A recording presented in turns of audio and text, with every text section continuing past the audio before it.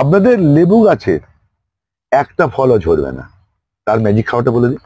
এবার লেবু গাছে দেখবেন অনেক সময় একটা মোটাতে 5-6টা করা হয়, থোকা থোকা।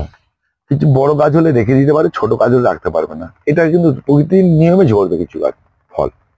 মানে এই গাছটা যদি 10টা ফল ধরে রাখার কথা থাকে, যদি 20টা ফল হয় 20টা ফল ধরে রাখবে, 10টা ফল লাগবে।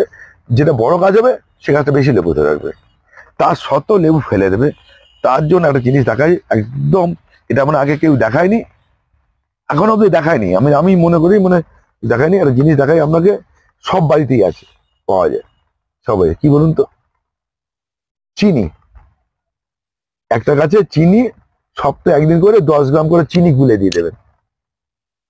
খাওয়ার চিনি এই চিনি 10 গ্রাম করে খুলে ফল ধরলে, ফল দানা দেখা দিলেই 10 গ্রাম করে চিনি প্রত্যেক লেবু গাছে গোড়ায় 10 গ্রাম, প্রত্যেক গাছের জন্য 10 গ্রাম করে চিনি গুলে দিয়ে দেবেন।